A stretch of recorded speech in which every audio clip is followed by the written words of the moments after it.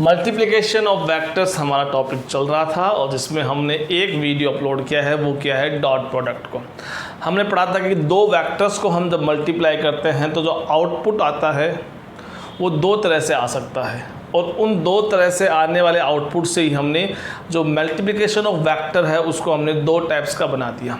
अगर मैं दो वेक्टर को मल्टीप्लाई करता हूँ और आंसर एक स्केलर क्वांटिटी आता है जिससे हम बोलते हैं स्केलर प्रोडक्ट, और उसका जो फेमस नाम है वो है डॉट प्रोडक्ट। और अगर दो वेक्टर को मल्टीप्लाई करूँ, आउटपुट भी आपका वेक्टर आता है, तो उसे हम बोलते हैं क्रॉस प्रोडक्ट या वेक्टर प्रोडक्ट। ठीक है, तो जो फर्स्ट टाइप है वो हमने ऑलरेडी डिस्कस कर लिया है और उसका वीडियो भी हमने अपलोड कर दिया with some questions with practice. ठीक है, आज हम स्टार्ट करने वाले हैं क्रॉस प्रोडक्ट। नमस्कार, मेरे फिजिक्स के सारे उस्ताद, नाम शेखर, काम फिजिक्स को ईजी बनाना। चलिए शुरू करते हैं। देखिए, आपको मैंने डॉट प्रोडक्ट पढ़ाया था, तो थोड़ा सा मैं एक बार डॉट प्रोडक्ट बता देता हूँ और उससे ही फिर हम इसको रिलेट करके देखते हैं। ठीक है, डॉट प्रोडक्ट यानी ऐसे रिप्रेजेंट करते हैं, ये दो वेक्टर्स हैं ए डॉट बी, इसे डॉट प्रोडक्ट हो गया यानी स्केलर प्रोडक्ट हो गया, आउटपुट स्केलर आएगा। तो इसका जो रिजल्ट था वो क्या था, magnitude of A magnitude of B into cos theta. ठीक है, जनरली हम ये मैग्नीट्यूड को किसी वेक्टर के मैग्नीट्यूड को रिप्रेजेंट करने के दो तरीके होते हैं, या तो सिंपल आप उसको ए लिख दो बिना एरो के, तो बिना एरो के मैं लिखा हूँ तो ये क्या शो कर रहा है कि ये वेक्टर ए का मैग्नीट्यूड है। और दूसरा तरीका क्या है, उसको मोड में लिख दो, यानी वेक्टर ए को अगर मैं ऐसे मोड में लिख देता हूँ मॉडुलस ऑफ ए, तो भी ये क्या रिप्रेजेंट कर रहा है, वेक्टर, यानी दोनों बात मैग्नीट्यूड, ये दोनों बात एक ही है। ठीक है, ये लिखने में थोड़ा बड़ा दिक्कत आती है तो हम सीधा सिंपल एक ए लिख देते हैं बिना एरो लगाए हुए। ठीक है, ऐसे ही मैं इसको बी को लिख दिया और ये कॉस थीटा ये था। तो वहाँ हमने क्या स्टडी किया था कि एक्चुअल में क्या होता है कि ये इसका आप अगर फिजिकल मीनिंग समझने की कोशिश कीजिए, यानी ये क्या था। ठीक है, कुछ ऐसे एग्जाम्पल मैंने दिए थे जिससे ये आपका जो कॉन्सेप्ट आपके अंतरात्मा में बैठ जाए। ऐसे एग्जाम्पल मैंने आपको दिए थे, जैसे मैंने एग्जाम्पल दिया था कि जैसे मान लो कोई ब्लॉक है, इस ब्लॉक को आपको इधर खिसकाना है, इस डायरेक्शन में डिस्प्लेसमेंट करना है, तो बेसिक आपका आंसर होगा कि आपका फोर्स किधर होगा, इसी डायरेक्शन में। आप इसी डायरेक्शन में फोर्स लगाओगे। मान लो ये फोर्स 2 न्यूटन है, ठीक है, आप लगा दिया। मैं कह रहा हूँ कि force just parallel to the displacement direction मत लगाओ, आप इस फोर्स को कुछ ऐसे लगाओ। आप उतना ही फोर्स आप इधर ऐसे लगाओगे, इस डायरेक्शन में लगा के कुछ थीटा एंगल बना के ये फोर्स लगाओगे, तो आपका ऑब्जेक्ट फर्स्ट केस में जितना डिस्प्लेस हुआ है उतना डिस्प्लेस अब नहीं होगा। क्यों नहीं होगा? क्योंकि अब फोर्स 2 न्यूटन पहले भी था और फोर्स 2 न्यूटन अब भी है, लेकिन इस डायरेक्शन में जो फोर्स का इफेक्ट होगा हम उसको ही काउंट करेंगे। कैसे? जैसे मैं इस फोर्स का मैं कंपोनेंट बनाऊंगा, कंपोनेंट बनाना मैंने आपको सिखाया है थीटा के साथ वाला कोस थीटा। तो अब ये जो फोर्स का कंपोनेंट है, इस वाले फोर्स वेक्टर, ये पूरा का पूरा यहाँ पे अपना इफेक्ट नहीं दिखा पाएगा। ये एक ही कंडीशन में अपना पूरा इफेक्ट दिखा पाता है जब ये x के बिल्कुल पैरेलल हो, यानी f आपका पूरा इधर हो। लेकिन अब f इधर हो गया है तो अब ऑब्जेक्ट आपका उतना डिस्प्लेस नहीं होगा जितना फर्स्ट केस में होगा। अब इसका जो डिस्प्लेसमेंट है वो डिपेंड करेगा इस वाले कंपोनेंट पे जो x के पैरेलल बन के आया। इसलिए तो हमारा जो वर्क डन का फॉर्मूला हमने पढ़ा था क्लास 10th में, 9th में था, तो हमने वहाँ इतना पढ़ा, फोर्स इनटू डिस्प्लेसमेंट। ठीक है, लेकिन एक्चुअल में फोर्स का फॉर्मूला क्या बनेगा, F cos थीटा। इसका ये कंपोनेंट काम करता है इनटू x, जिसको हम तरीके से लिख दें तो ये बन जाता है Fx cos theta, Fx cos theta. तो ये वाला फैक्टर काम आ रहा है। इसका मतलब ये वाला वेक्टर इफेक्टिव नहीं है, इसका ये कंपोनेंट इफेक्टिव है। अगर मान लो आप थीटा बढ़ाते जाओ, फोर्स आपने इतना कर दिया, यानी डिस्प्लेसमेंट के साथ आपका जो डायरेक्शन ऑफ फोर्स है जो पहले यहाँ था उसको आपने 90 डिग्री पे लेके आ गए। अब इधर अगर मैं फोर्स लगाऊं, डिस्प्लेसमेंट में इधर चाहता हूं, फोर्स मेरा इधर है, डिस्प्लेसमेंट में इधर चाहता हूं, तो क्या इधर फोर्स लगाने से ये ऑब्जेक्ट इधर डिस्प्लेसमेंट होगा? नहीं होगा। तो इस डायरेक्शन में वर्क डन कितना आएगा? 0 आएगा। तो आएगा नहीं आएगा, क्योंकि आप इधर फोर्स लगाते हो तो एंगल कितना बन गया 90, और cos 90 कितना होता है? 0 होता है। तो इस डायरेक्शन में फोर्स कितना, वर्क डन कितना हो गया? 0 काउंट होगा। तो ये आपको फील हो रहा है कि कैसे हम वेक्टर का ये कंपोनेंट कैसे यूज़ करते हैं, कैसे मल्टीप्लाई में यूज़ करते हैं। अब ऐसा ही है ऐसा ही है, जैसे यहाँ हमारा ये वाला कंपोनेंट cos थीटा वाला कंपोनेंट काम में आया था, अब हमारे लिए ये वाला कंपोनेंट काम में लेंगे। कई ऐसी सिचुएशन आ जाती है प्रैक्टिकल लाइफ में कि हमारे लिए फोर्स जो है उस फोर्स का cos थीटा कंपोनेंट कोई काम का नहीं है, sin थीटा कंपोनेंट काम आ सकता है। यानी ऐसे बहुत सारे वेक्टर हैं जिसमें sin थीटा हमारा कंपोनेंट काम में आ सकता है। ठीक है, 2 एग्जांपल दूंगा, 2 एग्जांपल देते ही आपके सब क्लियर हो जाएगा। ये टॉपिक जो मैं पढ़ाने वाला हूँ आपको ये आगे आएगा, बस एग्जांपल से ले लेते हैं, बेसिक इन्फॉर्मेशन आपको पता ही है। ठीक है, जैसे मैंने एक स्टोन को थ्रो किया, एक थीटा एंगल बना के एक स्टोन को थ्रो किया, वो स्टोन ऐसे गया।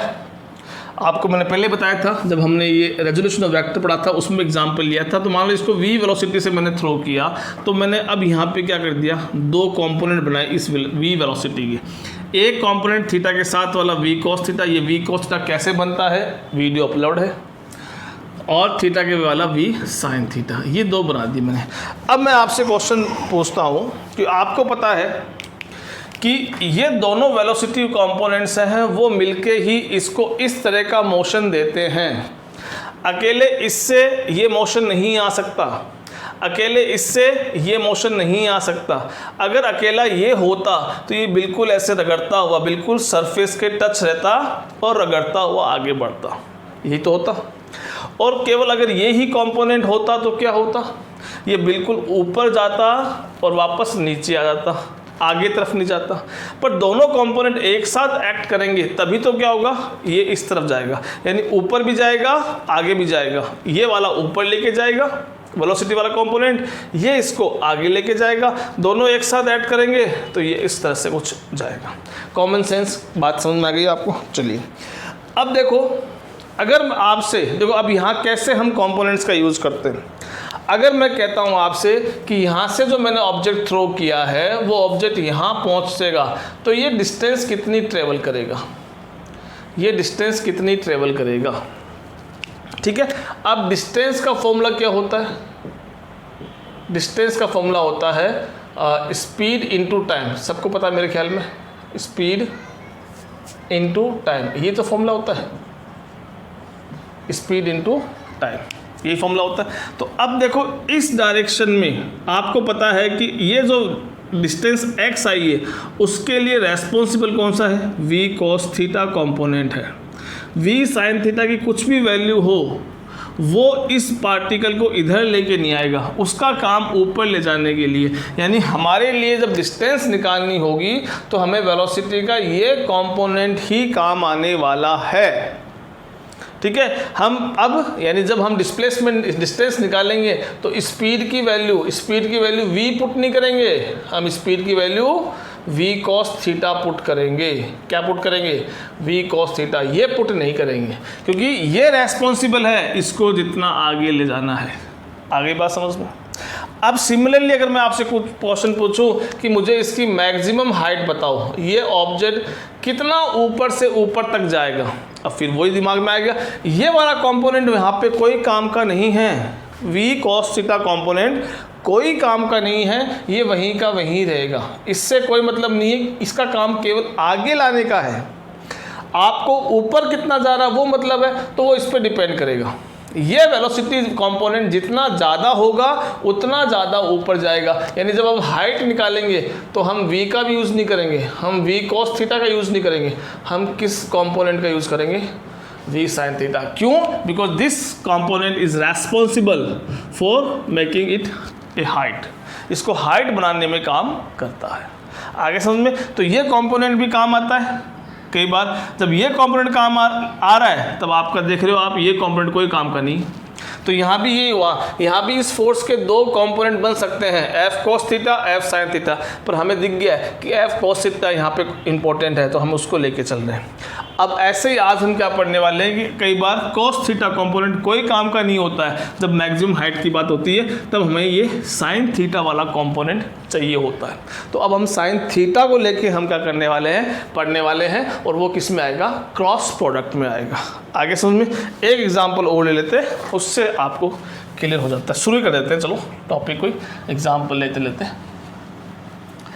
एक टॉपिक आएगा बड़ा इंटरेस्टिंग, दैट इज टॉर्क। ठीक है, थोड़ा सा मैं आपको नॉलेज दे रहा हूँ, बाकी 7 चैप्टर आएगा तो हम दबा के उसके बारे में पढ़ेंगे। एक टॉपिक आता है टॉर्क, इसके 2-3 नाम है। इसका नाम है एक तो मोमेंट ऑफ फोर्स, देखिए नाम बड़े बड़े हैं लेकिन आप बेसिक एग्जांपल दूंगा तो आपको लगेगा ये तो नॉर्मल डेली लाइफ की चीज़ें हैं। मोमेंट ऑफ फोर्स, और एक इसका नाम क्या है, एंगुलर फोर्स। आपके रूम में फ़ैन चल रहा है, जब ये वीडियो बन रहा था तो गर्मी है तो चल रहा होगा, सर्दी में देखोगे तो आपका आंसर नो आएगा, ठीक है। तो फ़ैन चल रहा है, अब वो फ़ैन चल रहा है तो मुझे बताओ वो फ़ैन एंगुलर मोशन कर रहा है कि लीनियर मोशन कर रहा है। एंगुलर मोशन क्या होता है, जब कोई ऑब्जेक्ट अपनी एक्सिस पे वहीं का वहीं रोटेट होता है, घूमता है। लीनियर मोशन क्या होता है, जब ऑब्जेक्ट स्ट्रेट लाइन में मूव करना शुरू कर देता है, अपनी जगह छोड़ के पोजीशन चेंज करना शुरू कर देता है। अब आपका फैन है वो एंगुलर मोशन कर रहा है कि लीनियर, एंगुलर मोशन कर रहा है। एंगुलर मोशन जब ऑब्जेक्ट करता है तो उसके लिए भी उसे फोर्स चाहिए। इस ऑब्जेक्ट को आप लीनियर फोर्स करवाओगे तो भी तो आपको फोर्स लगाना पड़ेगा। इस सिचुएशन में जो फोर्स आपने लगाया है that is linear force, F = ma, simple 9th class में पढ़ा आपने। लेकिन इस मोशन करवाना है, इसको एंगुलर मोशन करवाना है, घुमाना है, किसी चीज़ को भी रोटेशन करवाना है, तो वहाँ पे हमें क्या चाहिए, एंगुलर फोर्स जो उसको एंगुलर मोशन देगा, लीनियर फोर्स जो उसको लीनियर मोशन देगा। ये जो एंगुलर फोर्स है इसी का नाम क्या होता है, दूसरा टॉर्क नाम होता है, ठीक है। और डिटेल में पढ़ेंगे, ठीक है। अब देखो इसमें आ जाओ, इसको आप समझो एग्जांपल को। जैसे मान लो एक ये नट है, समझ गए ना, नट बोल्ट होते हैं। इस नट को या बोल्ट को या कैसे मान लो, किसी चीज़ को मान लो, एक चीज़ खोलना होता है। इसको खोलने के लिए अपन रिंच यूज़ करते हैं, इसको पाना भी बोलते हैं हिंदी में, रिंच भी बोलते हैं इंग्लिश में। इसको मैं यूज़ कर देता हूँ, जैसे ऐसा कुछ डायग्राम बनाऊंगा तो आपको शायद क्लियर हो जाएगा कि मैं क्या करने वाला हूँ।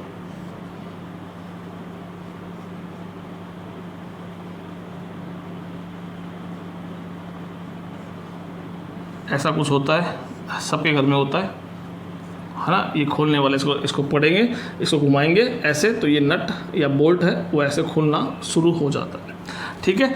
इसको आप अब यहाँ देखो, यहाँ अब हम देखते हैं कि फोर्स लगाएंगे। आप फोर्स लगाते हैं, इस ब्लॉक को खींचने के लिए आपने इधर फोर्स लगाया, पैरेलल टू डिस्प्लेसमेंट, आपका काम हो गया। क्या यहाँ भी इसको खोलना है तो मैं पैरेलल टू डिस्प्लेसमेंट फोर्स लगाऊंगा क्या। देखो टॉर्क का फॉर्मूला स्टार्ट करते हैं। तो ये आपका एक नट बोल्ट है जिसको हमें खोलना है, और देखो खोलने के लिए आप क्या करोगे, इसको इस तरह से मोशन कराओगे।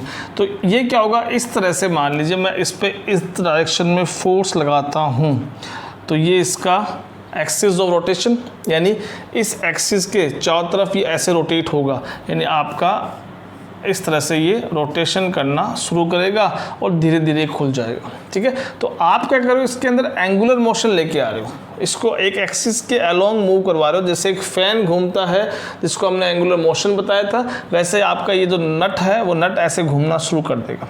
तो इसके लिए क्या किया आपने, इस तरफ ऐसे फोर्स लगाया। तो अब आप देखो कि इसमें दो चीज़ होती है। तो टॉर्क को जब हम रिप्रेजेंट करते हैं, टॉर्क को, एक तो टॉर्क के पास क्या होता है सिंबल ये टो, एक यहाँ पे आर यूज़ होता है। आर क्या होती है, एक्सिस ऑफ रोटेशन से उस फोर्स की डिस्टेंस, यानी ये इस एक्सिस के चारों तरफ घूमेगा यहाँ से, और जहाँ आप फोर्स लगा रहे हैं ये फोर्स लगा रहे हैं, तो ये डिस्टेंस यहाँ से लेके ये डिस्टेंस क्या काउंट होती है, आर काउंट होती है, ठीक है। तो अब यहाँ पे जो ये रोटेशन आने वाला है, ये रोटेशन किस पे डिपेंड कर रहा है, एक तो इसकी एक्सिस रोटेशन से डिस्टेंस और दूसरा फोर्स पे। तो यहाँ देखो आप ये फोर्स लगा रहे हैं इस डायरेक्शन में, तो अभी आप देखोगे तो इन दोनों के बीच में कितना एंगल है, 90 डिग्री एंगल बन रहा है। तो एक तरह से कौन सा हो ये, जैसे यहाँ पे पैरेलल कंपोनेंट काम आ रहा है, यहाँ फोर्स का कौन सा कंपोनेंट काम आएगा, अब वर्टिकल कंपोनेंट यानी 90 डिग्री वाला। इसको और समझिए, ये तो सिंपल केस हो गया, ठीक है। यानी आपको पता है कि अगर मैं फोर्स इस डायरेक्शन में लगाता हूँ, डिस्टेंस के पैरेलल लगाता हूँ, जैसे यहाँ तो डिस्टेंस के पैरेलल आपने लगाया, आपका काम हो गया। लेकिन यहाँ अगर आप आपका फोर्स ऐसे लगाते हो, इसको ऐसे पुश करते हो, तो क्या ये खुल जाएगा, नहीं खुलेगा। आपको पता है कि डिस्टेंस से परपेंडिकुलर फोर्स लगाऊंगा तब क्या होगा, ये ऐसे घूमेगा, रोटेशन होगा और हमारा मोटिव कंप्लीट होगा, ठीक है। अगर मान लो फॉर एग्जांपल, अब देखो इसको ऐसे ले लो आप, फॉर एग्जांपल आपने फोर्स इस पे कुछ ऐसे लगाया, ये फोर्स लगाया। तो अब इस सिचुएशन में हम क्या करेंगे, यानी ये जो आपका फोर्स है, ये फोर्स आपने ऐसे लगाया और ये एंगल में अगर थीटा मान लेता हूँ तो आपका एक्सिस के साथ थीटा एंगल बना के आपने फोर्स लगाया। तो अब क्या होगा, थीटा के साथ दो कंपोनेंट बनते हैं, थीटा के साथ वाला तो कौन सा बन गया, ये वाला, ये तो हो गया एफ कोस थीटा, और इधर वाला कौन सा बन गया, एफ साइन थीटा। अरे भाई जैसे ये आपका रिंच है, इस रिंच को मैं अगर ऐसे फोर्स लगाऊं तो सिंपल आप लगाते हो डेली और इससे आपके ये मोशन आ जाएगा, इस तरह से घूमेगा, उससे साथ में आपका नट भी घूम जाएगा, ठीक है। लेकिन मैं मान लो इस पर फोर्स ऐसे लगाता हूँ इस डायरेक्शन में, तो अब ये फोर्स क्या होगा, दो पार्ट्स में डिवाइड होगा, एक इसमें और एक इसमें। कंपोनेंट्स पढ़ाए मैंने आपको। अब ये वाला कंपोनेंट तो कोई काम का नहीं है, इससे कोई भी इफेक्ट प्रोड्यूस नहीं होने वाला जो इसको रोटेट करवा दे, लेकिन इसका ये जो कंपोनेंट है ये वाला एफ साइन थीटा, वो हमें काम आएगा और वो ही इसके अंदर कुछ ना कुछ रोटेशन लेके आएगा। आगे बात समझ में, ठीक है। तो अब इस सिचुएशन में हमें एफ साइन थीटा हमारे लिए इंपॉर्टेंट है, जैसे इस सिचुएशन में एफ कोस थीटा इंपॉर्टेंट है। तो यहाँ जो हम फॉर्मूला बनाएंगे इसमें हम क्या यूज़ करेंगे, इस डिस्टेंस के साथ एफ साइन थीटा इंपॉर्टेंट है एंगुलर मोशन प्रोड्यूस करने के लिए, तो हम क्या करेंगे, मल्टीप्लाई करेंगे। तो इसका मतलब क्या हुआ कि डॉट प्रोडक्ट में जहाँ कोस थीटा आता है तो क्रॉस प्रोडक्ट में आपका साइन थीटा आएगा बस। और इसको क्रॉस प्रोडक्ट में, जैसे इसको डॉट में शो किया कॉस थीटा आया, तो इसको हम कैसे शो करते हैं, वेक्टर फॉर्म में F is equal to R cross F, ऐसे शो करते हैं। जैसे यहाँ ए डॉट बी दो वेक्टर्स को मल्टीप्लाई किया, वैसे यहाँ आर क्रॉस एफ दो वेक्टर को मल्टीप्लाई किया, तो यहाँ क्रॉस शो करेंगे, यहाँ डॉट शो करेंगे। इसका मीनिंग हो गया ये आर एफ साइन थीटा आ गया। चलिए अब हम बढ़ते हैं हमारे एक्चुअल क्वेश्चन पे। इस तरह से अब क्रॉस प्रोडक्ट के बीच में दो वेक्टर्स को आप मल्टीप्लाई कर रहे हैं और वेक्टर रिजल्ट आ रहा है, तो बीच में ऐसे क्रॉस शो करोगे। दो वेक्टर को मल्टीप्लाई कर रहे हैं, आंसर स्केलर आ रहा है, तो बीच में डॉट शो करोगे, ठीक है। इस तरह से हम लेके चलते हैं। अब हम बढ़ते हैं आगे और हमारा जो मेन है, क्या फॉर्मूले हैं क्रॉस प्रोडक्ट के और क्या हमारे उसकी प्रॉपर्टी है, फिर उसके क्वेश्चंस पे आते हैं। देखिए भाई, तो क्रॉस प्रोडक्ट का मतलब क्या हुआ कि कोई वेक्टर ए है, एक वेक्टर बी है, ठीक है। तो ये आ गया ए बी साइन थीटा, बताया ना मैंने क्रॉस में क्या आएगा, साइन थीटा। लेकिन एक चीज़ और है यहाँ पे, ये देखो मैंने क्या शो किया है, n cap. N cap, n cap क्या है, यूनिट वेक्टर, जो क्या शो करता है, डायरेक्शन। और वो डायरेक्शन क्या है, नॉर्मल। नॉर्मल मतलब perpendicular to A and B, ठीक है। वेक्टर ए और बी के परपेंडिकुलर डायरेक्शन है ये नॉर्मल।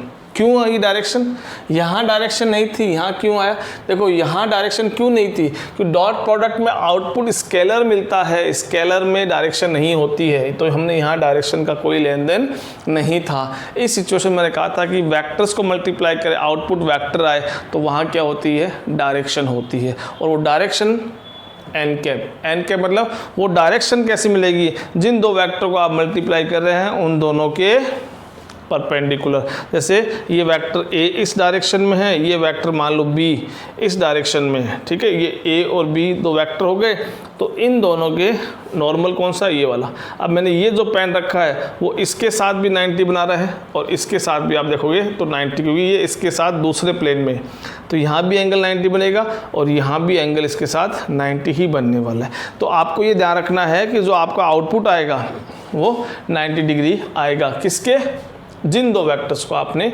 मल्टीप्लाई किया। और ये थीटा क्या है, थीटा यहाँ angle between, theta is here angle between A and B, A और बी के बीच का एंगल है। आगे बात समझ में। तो देखो अभी वो एग्जांपल आप देखो, अगर आपने वो देखो वहाँ पे कैसे लेंगे डायरेक्शन, नॉर्मल डायरेक्शन। अब जैसे आप क्वेश्चन नहीं आता है कि नॉर्मल, देखो इन दोनों वेक्टर के नॉर्मल ये भी होता है और नॉर्मल ये भी होता है, ये भी इसके नॉर्मल है, ये भी इसके नॉर्मल है, फिर कौन सा नॉर्मल लेंगे। तो इसके लिए हम एक रूल यूज़ करते हैं, वो रूल यानी एन कैप डायरेक्शन निकालने के लिए हम रूल यूज़ करते हैं, वो क्या है, राइट हैंड पाम रूल बोल लो या इसको राइट हैंड रूल बोलो, simple right hand rule use करते हैं, थंब रूल मान लो। इसमें क्या करते हैं, जैसे ये वेक्टर ए ले लिया मैंने और ये वेक्टर बी ले लिया, इनके बीच का एंगल थीटा है, समझना। देखो अब अगर मैं ए क्रॉस बी करता हूँ, ए क्रॉस बी किया, तो अब मुझे आउटपुट कहाँ मिलेगा? तो आप क्या करना, अपने हाथ को ऐसे लेना, ये ए, ये क्रॉस बी, ए से बी की तरफ चलना है। तो अब ये तो थंब जो डायरेक्शन शो कर रहा है, यानी आउटसाइड द बोर्ड, ये वाला जो मार्कर में शो कर रहा हूँ, ये ए क्रॉस बी से आया है। तो इनका जो आउटपुट आया है वो इस तरफ आया है, इस डायरेक्शन में, यानी एन कैप डायरेक्शन ये वाली है, जो नॉर्मल डायरेक्शन है किसके, बी और ए की। ऐसा प्रैक्टिकली हुआ है। अभी देखो आपने उस एग्जाम्पल में आप इसको खींच रहे हो, तो देखो आर कौन सा आपका, आर आपका ये रहा, ये आर, ये एफ, ये रहा आर था ना, आर ऐसे था और फोर्स इधर था, तो आपने क्या किया, आर एफ मल्टीप्लाई किया, आर को एफ से। भाई अभी टॉर्क आपने लिखा, वो टॉर्क का फॉर्मूला क्या था, आर क्रॉस एफ था, ठीक है। तो पहले आर ये था, उस डायग्राम में याद कीजिए, आर ये था और फोर्स ऐसे था, तो आर क्रॉस एफ ये टॉर्क, यानी उसके अंदर टॉर्क जनरेट हुआ इस डायरेक्शन में। तभी तो क्या होगा, जब मैं उसको ऐसे घुमाऊंगा तो वो ऊपर तरफ खुल के आएगा, यानी मैं इसको ऐसे घुमा रहा हूँ तो आप क्या देख रहे हो, वो खुल के कहाँ आ रहा है, आपकी तरफ आ रहा है, इस डायरेक्शन में। वो नट खुल के इस डायरेक्शन में आएगा जब आर क्रॉस एफ लगाओगे। लेकिन आप एफ क्रॉस अगर आपने क्या कर दिया, वो फोर्स इधर लगा दिया, इस डायरेक्शन की जगह फोर्स आपने इधर लगा दिया, तब क्या होगा, तब आपका R cross F, R cross F, तो वो इस तरफ जाएगा, यानी अब वो नट क्या हो रहा है, इस तरफ टाइट हो रहा है, तो इस तरफ ऐसे खुलेगा जब फोर्स इधर होगा, और फोर्स इधर कर दोगे तो वो नट वापस टाइट होगा। तो उसके पास एक डायरेक्शन है, वो कभी इधर आ रहा है कभी इधर आ रहा है, और डायरेक्शन क्या है, उन दोनों आर और एफ के परपेंडिकुलर है। आगे बात समझ में। तो यहाँ ये नॉर्मल डायरेक्शन हम लेते हैं, जिसको हम राइट हैंड से निकाल सकते हैं। इसका मतलब आर क्रॉस बी ऐसे आया, और अगर मैं कहता हूँ बी क्रॉस आर करो, बी क्रॉस ए करो, तो बी क्रॉस ए इधर आएगा, ए क्रॉस बी इधर आ रहा है, बी क्रॉस ए इधर आ रहा है। इसका मतलब ये दोनों इक्वल नहीं होंगे। क्यों इक्वल नहीं होंगे? क्योंकि डायरेक्शन अलग अलग है। इस केस में डायरेक्शन इधर आ रही है और इस केस में डायरेक्शन इधर आ रही है, तो इसको हम अलग अलग मानते हैं ये दोनों। हाँ, इनका मैग्नीट्यूड सेम आ सकता है, लेकिन वेक्टर फॉर्म में लिख रहे हैं तो ये दोनों इक्वल नहीं है, क्योंकि एक की डायरेक्शन इधर आ रही है और एक की डायरेक्शन इधर आ रही है। आगे बात समझ में। चलिए अब अपन शुरू करते हैं अपना। तो ये हो गया आपका ए क्रॉस बी आ गया। ए क्रॉस बी यानी A B sine theta, N cap unit vector, normal direction, perpendicular to A और बी, जिन दो वेक्टर को आप मल्टीप्लाई कर रहे हैं उनके परपेंडिकुलर आपको उस टॉर्क की डायरेक्शन मिलेगी। यानी आर और एफ इनको मल्टीप्लाई किया तो हमें टॉर्क मिला। उस टॉर्क की डायरेक्शन आर के भी 90 है और एफ के भी 90 मिलेगी। जिस डायरेक्शन में आर है उसके भी 90 और जिस डायरेक्शन में एफ है उसके भी 90। फिर परपेंडिकुलर टू ए बी हो गया। थीटा क्या है? इन दोनों के बीच का एंगल जिनको आप मल्टीप्लाई कर रहे हैं, ठीक है। और इसकी डायरेक्शन निकालनी है, इस वेक्टर की डायरेक्शन निकालनी है। कैसे निकालेंगे हम? राइट हैंड रूल यूज करके, जैसे भी आपको मैंने बताया, ठीक है। ये आपका ए क्रॉस बी हो गया। अब इसकी प्रॉपर्टीज पे आते हैं। A cross B equal to क्या हो गया? A B sine theta N cap. पहली प्रॉपर्टी वहाँ याद कीजिए, डॉट प्रोडक्ट में पहली प्रॉपर्टी क्या थी? कॉम्यूटेटिव। डॉट प्रोडक्ट कॉम्यूटेटिव होता है, लेकिन क्रॉस प्रोडक्ट एंटी कॉम्यूटेटिव होता है। यानी वहाँ तो आपने कहा था कि A dot B is equal to B dot A कहा था। वहाँ तो आपने कहा था कि ए डॉट बी कर लो या बी डॉट ए कर लो, एक ही बात है।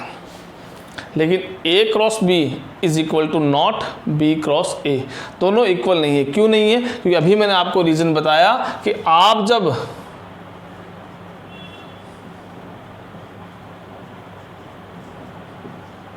ए क्रॉस बी करोगे तो पहले ए पे हाथ रखो फिर बी की तरफ जाओ। ए क्रॉस बी करोगे तो थंब आपका इधर खुल रहा है, तो ये क्या है?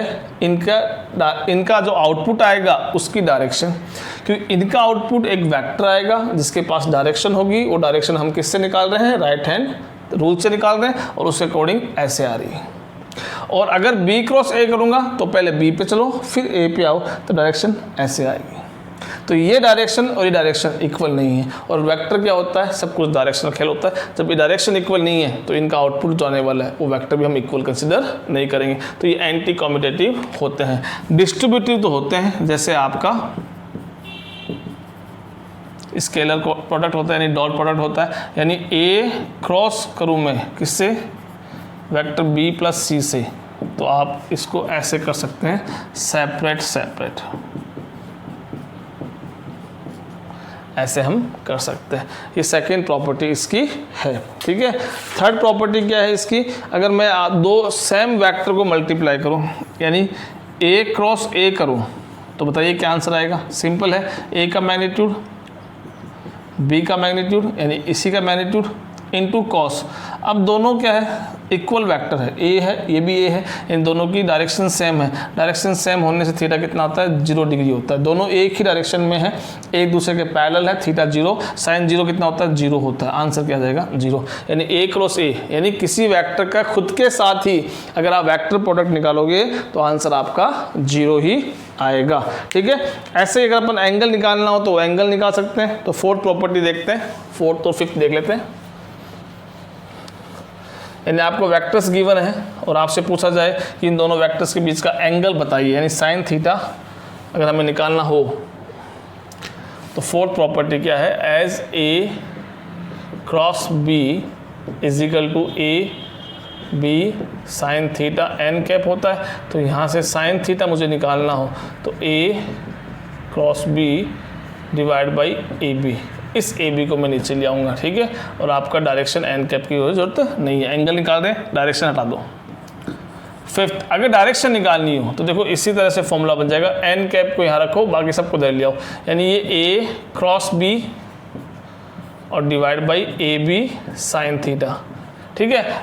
A B sine theta actual में क्या है, ए बी साइन थीटा इस ए क्रॉस बी का मैग्नीट्यूड है और एन इस आउटपुट की डायरेक्शन है। तो इसको हम ऐसे भी लिख सकते हैं दैट ए क्रॉस बी, और ये क्या है, magnitude of A cross B. तो ए क्रॉस बी का मैग्नीट्यूड हो, अगर हमारे पास एंगल नहीं हो तो हम ए क्रॉस बी का मैग्नीट्यूड निकालेंगे। कैसे निकालेंगे अभी बताऊंगा मैं आपको, और यहाँ वैल्यू पुट कर देंगे। तो ये हम कर सकते हैं, ठीक है। और प्रॉपर्टी चलते हैं यूनिट वेक्टर्स के ऊपर। यूनिट वेक्टर्स अगर हो तो कैसे करते हैं,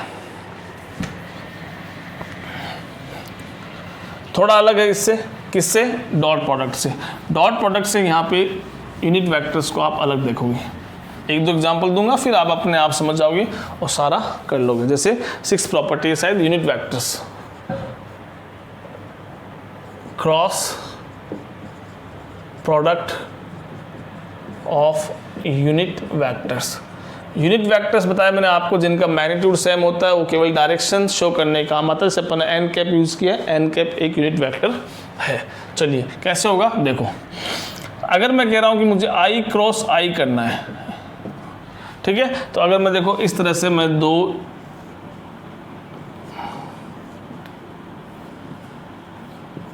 ये मान लो ये एक्स एक्सिस है, ये भी एक्स एक्सिस है, ये वाई एक्सिस है, ये वाई एक्सिस है, ये जेड एक्सिस है, ये जेड एक्सिस है। एक्स एक्सिस के अलोंग क्या होता है, आई कैप डायरेक्शन होती है, अब तक तो आपको याद हो गया होगा।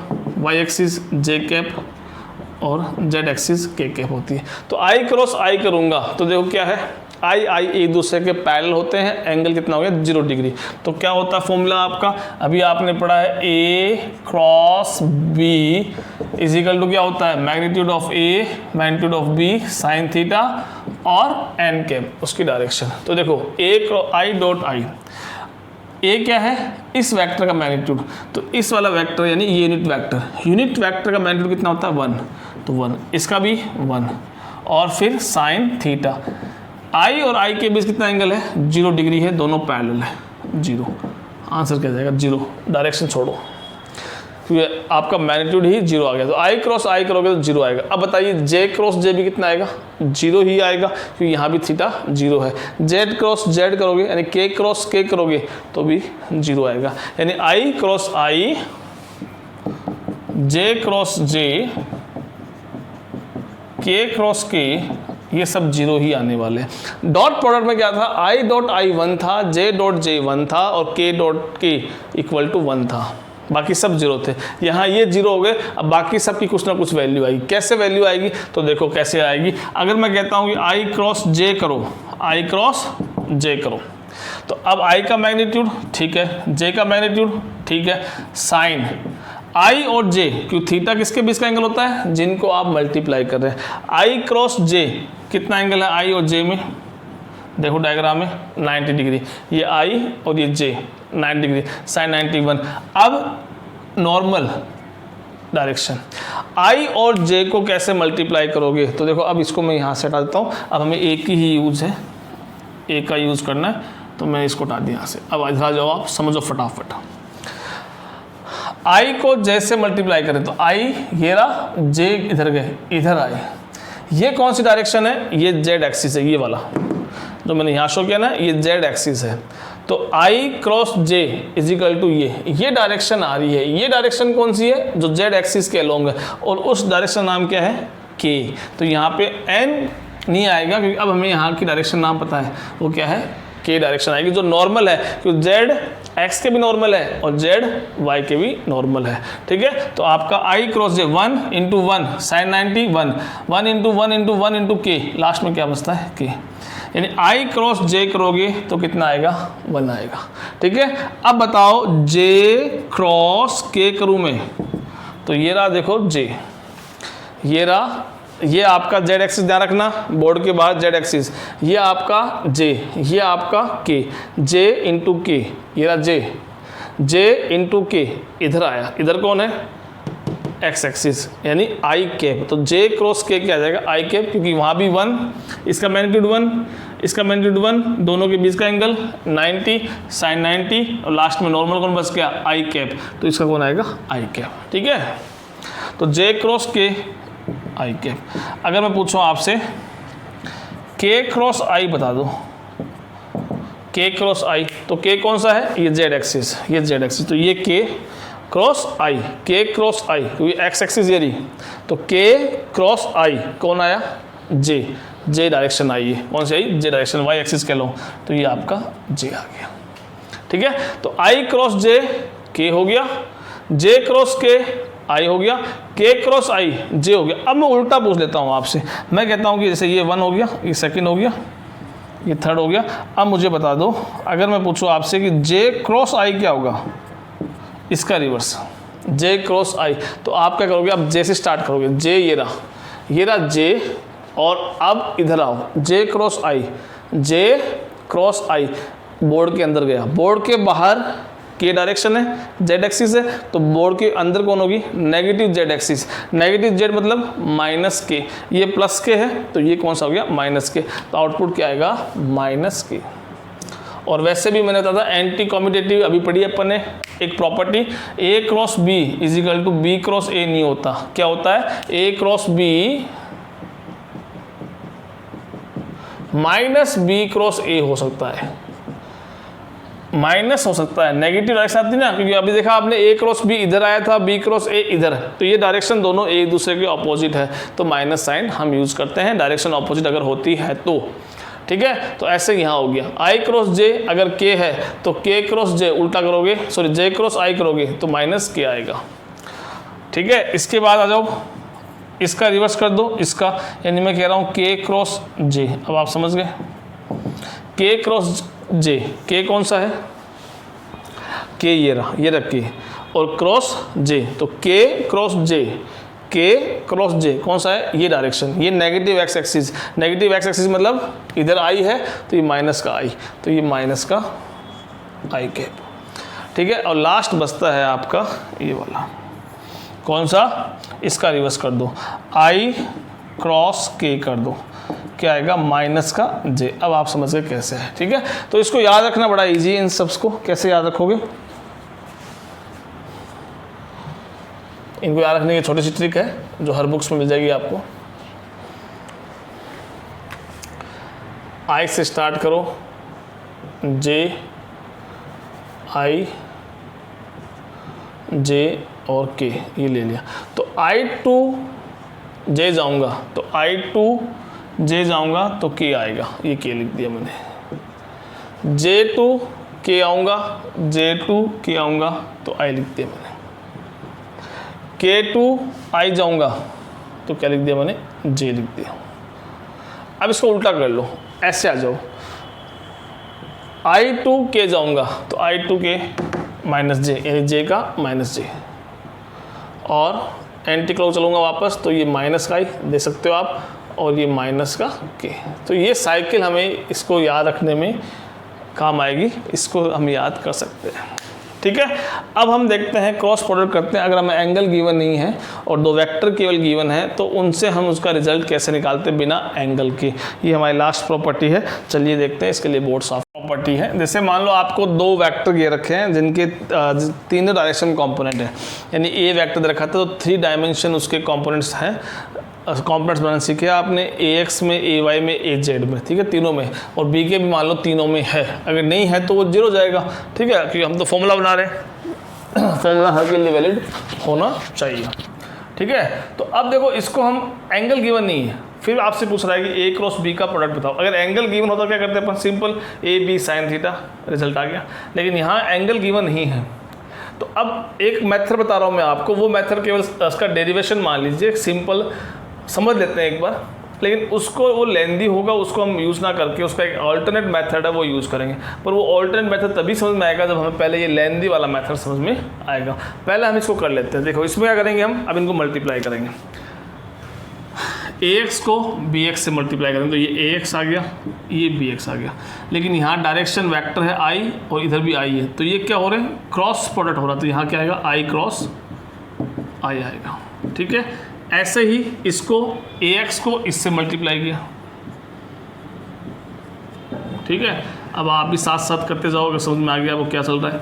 और i को यहाँ से j से मल्टीप्लाई किया तो i क्रॉस j आएगा, प्लस अब ax को कौन बच गया, ax को मल्टीप्लाई करने के लिए आपका by बच गया। ठीक है, समझ में आ गया तो स्किप कर दीजिए, थोड़ा फास्ट फॉरवर्ड चल लीजिए और देखते जाइए क्या हो रहा है।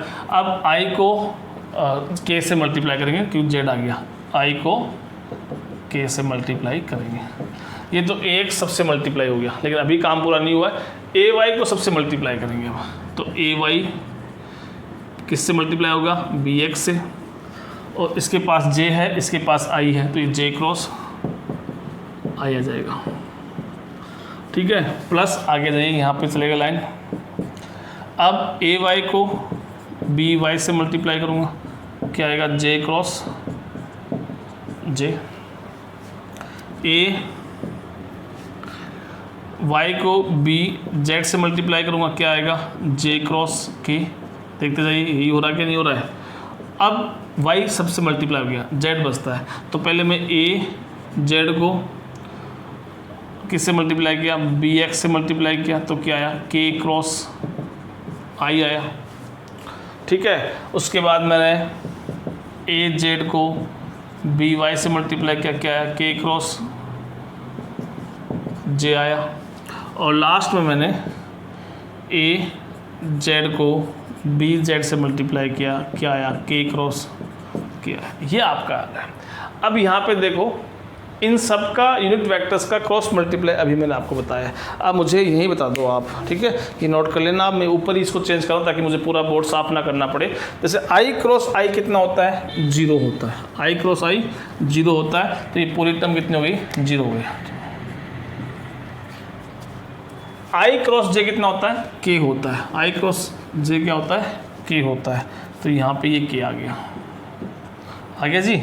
i क्रॉस k क्या होता है, याद करो, i cross k minus j होता है, तो ये सिंबल में माइनस आ जाएगा और यहाँ पे j आ जाएगा। याद करो, i to j, j to k।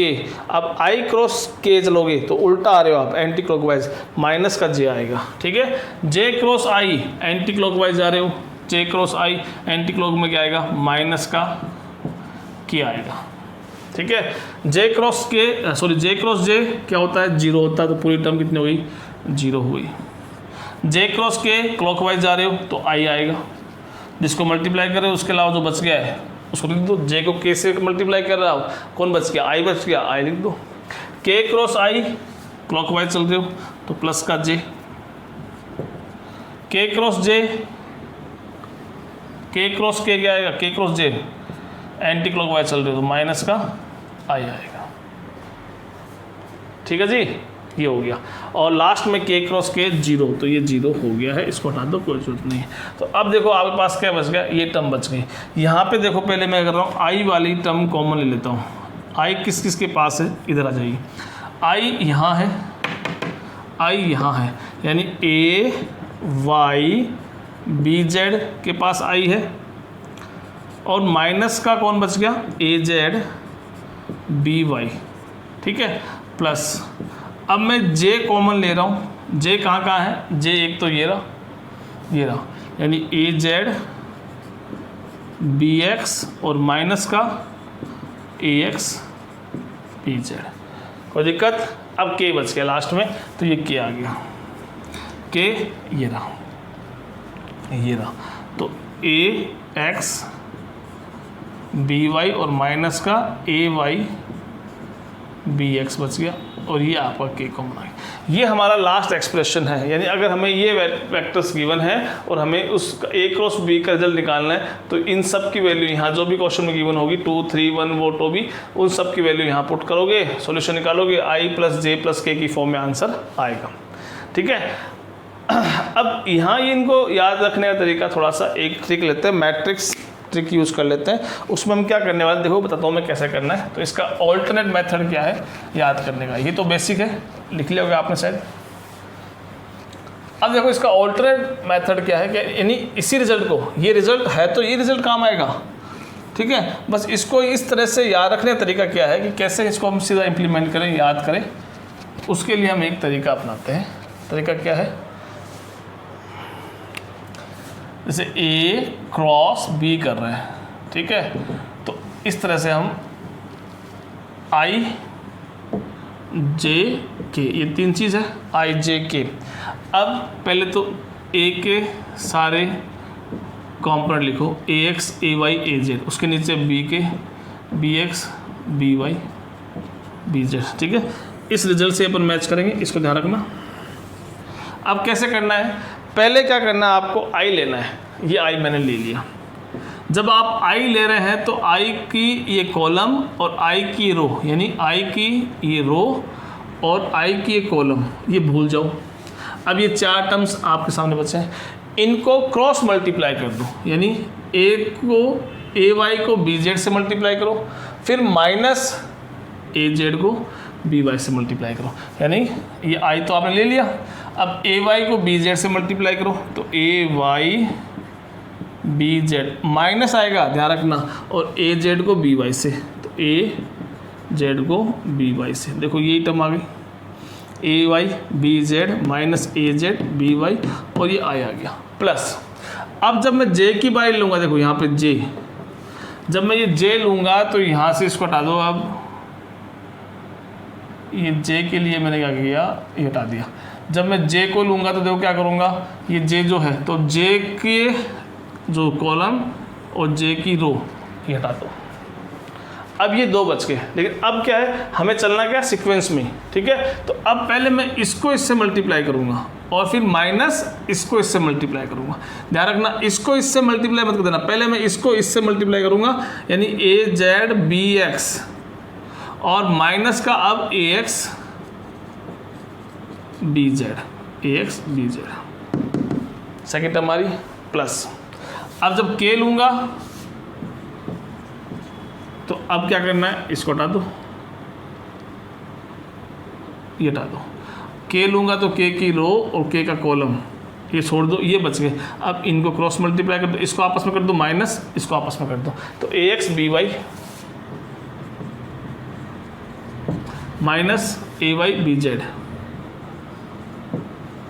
बस यही एक्सप्रेशन आएगी, नहीं आया। तो अब हम क्या करेंगे, जब भी a और b को हम सोल्व करना होगा तो हम सीधे उनकी वैल्यूज़ यहाँ पुट करेंगे और इस तरह से क्रॉस मल्टीप्लाई करके उनका रिजल्ट निकाल लेंगे। ये हमारा पूरा टॉपिक है क्रॉस प्रोडक्ट को लेके, ठीक है। इसकी क्या फिजिकल मीनिंग है, कहाँ कहाँ ये यूज़ होगा, ये हमने देखा, और साथ में ही हमने इसकी प्रॉपर्टीज़ भी पढ़ ली है, क्या क्या प्रॉपर्टीज़ है, ठीक है। अब इसके कुछ क्वेश्चंस करते हैं, ठीक है। वो क्वेश्चंस भी हैं, साथ साथ में एप्लीकेशन भी कहाँ कहाँ यूज़ होता है, ठीक है। कुछ बेसिक क्वेश्चंस देखते हैं ताकि आपको समझ में आ जाए। कि आपको प्रूव करना है that A vector is parallel to B. A vector B क्या पैरेलल है, ये प्रूव करना है। तो देखो हमारे पास दो पढ़ चुके हैं अपन, हमने ए डॉट बी भी पढ़ा है, ए बी कॉस थीटा, और आज हमने ए क्रॉस बी पढ़ा है, that is A B sine theta. अब देखो इसको प्रूव करना है कि ये दूसरे के पैरेलल है। पैरेलल आने का मतलब क्या होता है कि इनके बीच में एंगल 0 डिग्री हो जाना चाहिए। 0 डिग्री मतलब साइन 0 0 होता है, यानी कोई आउटपुट हमें नहीं मिलता ए क्रॉस बी का। लेकिन ए डॉट बी में अगर हम यहाँ 0 यूज़ करें तो हमें ए बी बच जाता है, क्योंकि कॉस 0 1 होता है, तो ये टर्म 0 नहीं होती, तो हमें ए बी की वैल्यू रह गई। ठीक है, उनकी वैल्यू पुट करो, फिर ये बड़ा लेंथ हो जाएगा। यहाँ क्या होगा, ये पूरी वैल्यू 0 जाएगी, तो यहाँ ए डॉट बी की जगह हम ए क्रॉस बी यूज़ करेंगे तो ज़्यादा ईजी रहेगा।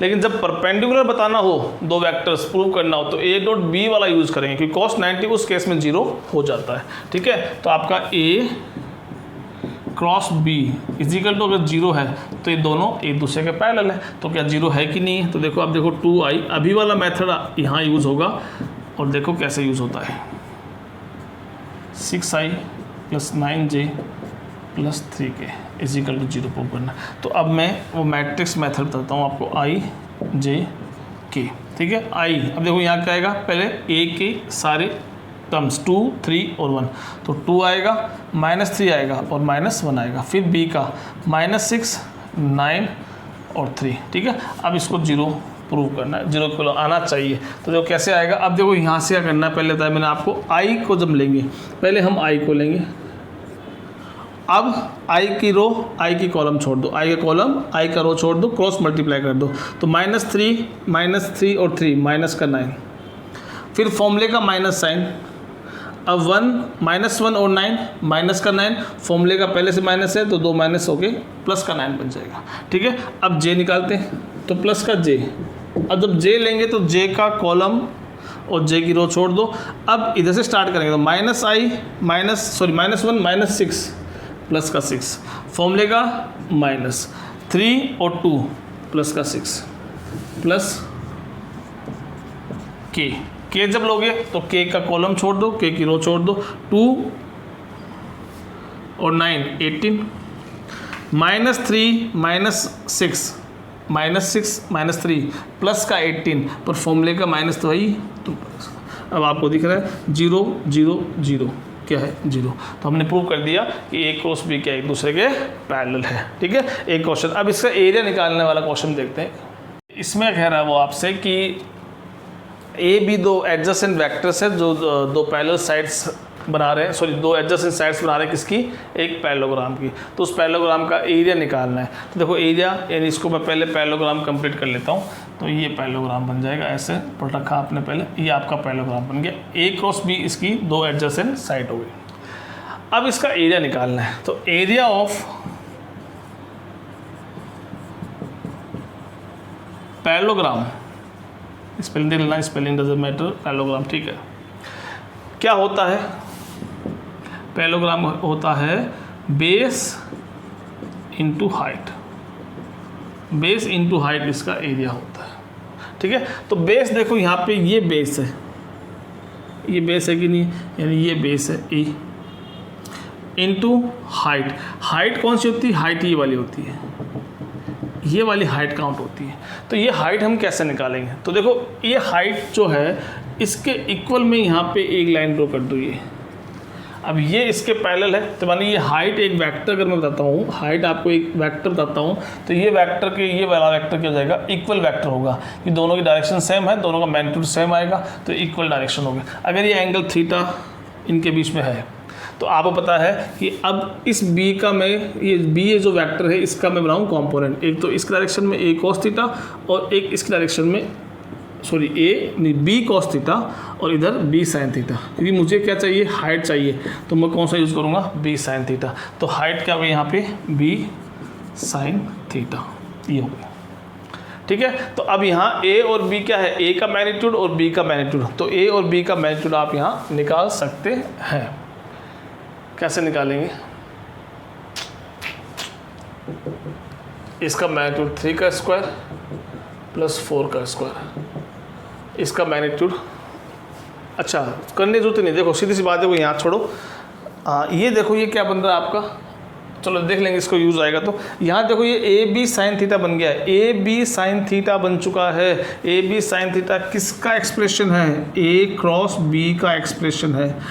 क्यों? क्योंकि क्वेश्चन को मैं इसको कन्वर्ट क्यों किया है? क्योंकि साइन थीटा, थीटा हमें गिवन नहीं है क्वेश्चन में, लेकिन इस ए बी साइन थीटा से एक्सप्रेशन क्या बन गया? ए क्रॉस बी। यानी ए क्रॉस बी निकालना एक तरह से एरिया ऑफ पैरेललोग्राम निकालना ही है। अब मैं ए क्रॉस बी कर सकता हूँ कैसे? अभी वाले मैट्रिक्स मेथड से, तो हमें वो रिक्वायरमेंट नहीं पड़ेगी। तो इसको हटा दो, इसको हटा दो, ठीक है। तो अब आप सिंपल यहाँ ए क्रॉस बी परफॉर्म करना है। ये आपका आई, ये आपका जे, ये आपका के हो जाएगा, ठीक है। आई देखो 3 है, जे आपका 4 है, के है ही नहीं तो के 0 हो जाएगा। ये -3 है और वो +7 है और के इसके पास भी नहीं है तो ये 0 हो जाएगा, ठीक है। तो अब आई, आप जब आई लोगे, जब आप पहले आई लोगे कॉमन, तो देखो ये तो 0 हो जाएगा, क्योंकि आई की कॉलम, आई का रो, आई की कॉलम छोड़ दो, तो अब ये 2 बचेंगे। 4 × 0, 7 × 0, तो 0 ही बचने वाला है। प्लस जे लेंगे, जे जब लेंगे तो इसको हटा दो। अब क्या बचेगा? इसको इससे मल्टीप्लाई करोगे 0 आएगा, इसको इससे मल्टीप्लाई करोगे 0 आ जाएगा। क्या बचेगा? के। अब एक के वाला है, इसको हटा दो, इसको हटा दो। 3 × 7 21, माइनस माइनस प्लस जाएगा, और 4 × 7 12, तो 21 + 12। और कौन है ये? के कैप चल रहा है। तो आपका फाइनल आंसर कितना आ गया? 21 + 12 33 के कैप। क्या निकाल रहे हो आप? एरिया। वो क्या होता है? m²। तो 33 के कैप आपका एरिया आ जाएगा, ठीक है। इस तरह से हम इसका एरिया लेंगे, ठीक है। और क्वेश्चन देखते हैं अभी। आप ए क्रॉस बी परफॉर्म करोगे तो उसका रिजल्ट जो आएगा वो मैग्नीट्यूड 7 आएगा, उसके रिजल्ट का मैग्नीट्यूड 7 आएगा, और उसकी डायरेक्शन हमें नहीं पता है, वो एन कैप आएगी। तो क्वेश्चन पूछ रहा है कि इसकी डायरेक्शन एन कैप के बारे में हमें बताओ। तो एन कैप को लेके हमने फॉर्मूला बनाया है। वो क्या बनाया है? पीछे देखो आप, A cross B upon magnitude of A cross B. तो हमारा एक काम तो हो गया, magnitude of A cross B, magnitude of A cross B ये मिल गया। सॉरी, ऐसे ए क्रॉस बी का मैग्नीट्यूड 7 है और डायरेक्शन एन कैप है, उसकी वैल्यू निकालनी है। तो ए क्रॉस बी का मैग्नीट्यूड तो 7 ये रहा, ये तो हमारे पास है। कौन नहीं है? ए क्रॉस बी का रिजल्ट नहीं है, तो ए क्रॉस बी निकाल लेंगे अपन। कैसे? वही मैट्रिक्स वाले तरीके से, आई जे के। 2 - 3 6, 2 - 3 6, 1 1 -1 1 1 -1, क्रॉस मल्टीप्लाई कर दो। इसको लोगे तो -3 -1 -3 -1 3, और माइनस का साइन, और ये 6 कौन लिया? आई। पहले आई आ गया। अब तो समझ गया आप क्या करना है, फिर जे लेना है। जे लोगे तो अब इसको मल्टीप्लाई करो 6 को 1 से, तो ये 6 आ गया। 1 को इससे माइनस का 2 और फॉर्मूले का माइनस, तो माइनस माइनस प्लस, प्लस का 2, ठीक है, प्लस। अब क्या लेंगे? के लेंगे। के जब लोगे तो इसको 2 - 2 × 1 2, -3 × 1 -3, फॉर्मूले का माइनस, +3। तो आपका फाइनल रिजल्ट क्या आ गया? 7 तो रखो मैग्नीट्यूड, और सॉरी इसको तो अपन बाद में देखेंगे। हाँ, इसको लिखता हूँ। तो ये अब मेरे पास रिजल्ट क्या आ गया? यहाँ से रिजल्ट देखो, ये आ गया आपका -3i कैप +8j +5k। ये आपका किसका रिजल्ट आया है? ए क्रॉस बी का आया है। यहाँ पुट कर दो और रिजल्ट आ जाएगा। तो यहाँ पुट करोगे तो ए क्रॉस बी कितना आया? -3i +8j +5k, और इसके डिवाइड में कौन? Magnitude of A cross B, question में गिवन है 7। ये आपका फाइनल आंसर आएगा -3i +8j +5k divide by 7, ठीक है। ये मेरे ख्याल में इतने क्वेश्चन बहुत है इनको समझने के लिए, और हमने हर तरह क्वेश्चंस ऑलमोस्ट देख लिए हैं। एक साइन थीटा एंगल निकालने का क्वेश्चन और है जो ऐसे होने वाला है। उसमें sine theta = A cross B upon magnitude of A into magnitude of B, ठीक है। तो ये हमारा एक और वीडियो अपलोड होने वाला है, किसके लिए? वेक्टर्स के लिए। तो वेक्टर्स के लिए मैं इंट्रोडक्शन पढ़ा था, फिर हमने एडिशन मेथड पढ़े थे, उसके बाद हमने उसके डॉट प्रोडक्ट पढ़ा था, आज हमने क्रॉस प्रोडक्ट पढ़ लिया। तो 4 वीडियो अपने ऑलरेडी अपलोड हो गए। एक वीडियो की रिक्वायरमेंट और है कि अभी साइन लो, कोसाइन लो, डायरेक्शन ऑफ कोसाइन और वॉल्यूम ऑफ पैरेललोपाइप्ड, ये 2-3 एक टॉपिक और बचते हैं जो हमारे नीट IIT के लिए इम्पोर्टेंट है और CBSE के लिए भी इतना ही इम्पोर्टेंट है। बस CBSE में इतने क्वेश्चन नहीं आते इस पर, ठीक है। तो अब अगले वीडियो में मिलेंगे हम, कुछ और छोटी छोटी बातें रह गई, उन सबको हम सम अप करके एक सिंगल वीडियो बनाएंगे वेक्टर को लेके, जो हमारा लास्ट वीडियो होगा। फिर हम मोशन इन प्लेन पे आगे बढ़ेंगे, जो हमारा मेन चैप्टर है NCERT का चैप्टर नंबर 4, ठीक है। तो मिलते हैं नेक्स्ट वीडियो में, till then thank you so much.